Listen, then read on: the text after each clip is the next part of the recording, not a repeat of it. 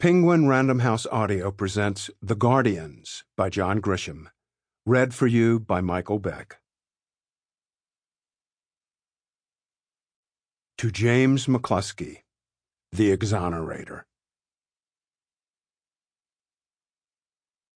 Chapter 1. Duke Russell is not guilty of the unspeakable crimes for which he was convicted. Nonetheless, he is scheduled to be executed for them in 1 hour and 44 minutes. As always during these dreadful nights, the clock seems to tick faster as the final hour approaches. I've suffered through 2 of these countdowns in other states. One went full cycle, and my man uttered his final words. The other was waved off in a miracle finish. Tick away. It's not going to happen. Not tonight, anyway. The folks who run Alabama may one day succeed in serving Duke his last meal before sticking a needle in his arm, but not tonight. He's been on death row for only 9 years. The average in this state is 15. 20 is not unusual. There is an appeal bouncing around somewhere in the 11th Circuit in Atlanta, and when it lands on the desk of the right law clerk, within the hour, this execution will be stayed. Duke will return to the horrors of solitary confinement and live to die another day. He's been my client for the past 4 years. His team includes a mammoth firm in Chicago, which has committed thousands of pro bono hours, and an anti-death penalty group out of Birmingham that is spread pretty thin. 4 years ago, when I became convinced he was innocent, I signed on as the point man. Currently, I have 5 cases, all wrongful convictions, at least in my opinion. I've watched one of my clients die. I still believe he was innocent. I just couldn't prove it in time. 1 is enough. For the 3rd time today, I enter Alabama's death row and stop at the metal detector blocking the front door where 2 frowning guards are protecting their turf. One holds a clipboard and stares at me as if he's forgotten my name since my last visit 2 hours ago. Post. Cullen Post, I say to the dunce, for Duke Russell.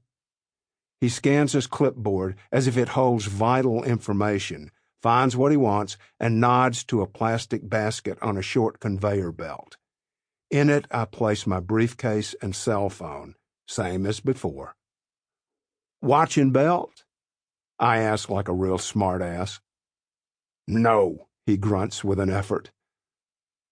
I step through the detector, get cleared, and once again, an innocence lawyer manages to properly enter death row without weaponry. I grab my briefcase and cell phone and follow the other guard down a sterile hallway to a wall of bars. He nods, switches click and clang, the bars slide open, and we hike down another hallway, trudging deeper into this miserable building. Around a corner, some men are waiting outside a windowless steel door. 4 are in uniform, 2 in suits. One of the latter is the warden. He looks gravely at me and steps over. Got a minute? Not many, I reply. We move away from the group for a private chat. He's not a bad guy, just doing his job, which he's new at, and thus he's never pulled off an execution. He's also the enemy, and whatever he wants, he will not get from me. We huddle up like pals, and he whispers, "What's it look like?" I glance around as if to evaluate the situation and say, "Gee, I don't know. Looks like an execution to me." "Come on, Post. Our lawyers are saying it's a go." "Your lawyers are idiots. We've already had this conversation." "Come on, Post. What are the odds right now?" 50-50, I say, lying. This puzzles him, and he's not sure how to respond. "I'd like to see my client," I say. "Sure," he says louder, as if frustrated. He can't be viewed as cooperating with me, so he storms off. The guards step back as one of them opens the door. Inside the death room, Duke is lying on a cot with his eyes closed. For the festivities, the rules allow him a small color television so he can watch whatever he wants. It's on mute, with cable news giddy over wildfires out west. His countdown is not a big story on the national front. At execution time, every death state has its own silly rituals, all designed to create as much drama as possible. Here they allow full contact visits with close family members in a large visitation room. At 10 p.m., they move the condemned man to the death room, which is next door to the death chamber, where he'll be killed.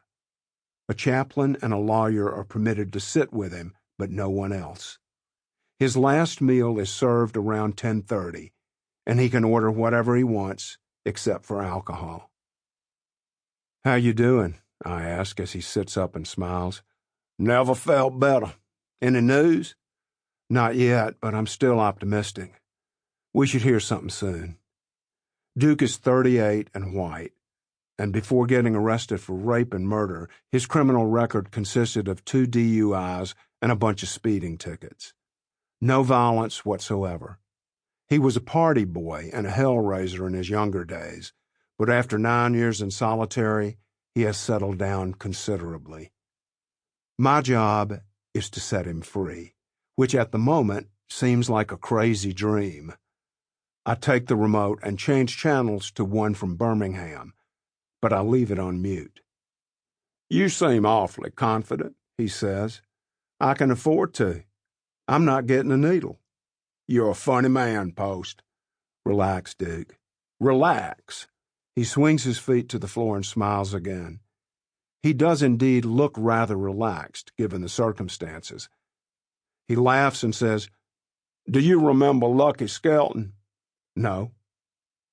"They finally got him about 5 years ago, but not before serving him 3 last meals. 3 times he walked the gangplank before getting the shove.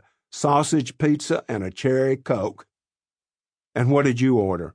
"Steak and fries, with a 6-pack of beer." "I wouldn't count on the beer." "Are you going to get me out of here, Post?" "Not tonight, but I'm working on it." "If I get out, I'm going straight to a bar and drinking cold beer till I pass out." "I'll go with you. Here's the governor." He appears on screen, and I hit the volume. He's standing in front of a bank of microphones with camera lights glaring at him. Dark suit, paisley tie, white shirt, every tinted hair gelled with precision. A walking campaign ad. Sufficiently burdened, he says, "I have thoroughly reviewed Mr. Russell's case and discussed it at length with my investigators. I've also met with the family of Emily Brune, the victim of Mr. Russell's crimes, and the family is very much opposed to the idea of clemency. After considering all aspects of this case, I have decided to allow his conviction to stand. The court order will remain in place, and the execution will go forward. The people have spoken. Clemency for Mr. Russell is therefore denied." He announces this with as much drama as he can muster, then bows and slowly backs away from the cameras, his grand performance complete. Elvis has left the building. 3 days ago, he found the time to grant me an audience for 15 minutes, after which he discussed our private meeting with his favorite reporters. If his review had been so thorough, he would know that Duke Russell had nothing to do with the rape and murder of Emily Brune 11 years ago. I hit the mute again and say, "No surprise there." "Has he ever granted clemency?" Duke asks. "Of course not." There is a loud knock on the door and it swings open. 2 guards enter, and one is pushing a cart with the last meal. They leave it and disappear. Duke stares at the steak and fries and a rather slim slice of chocolate cake and says, "No beer." "Enjoy your iced tea." He sits on the cot and begins to Sample complete. Ready to continue?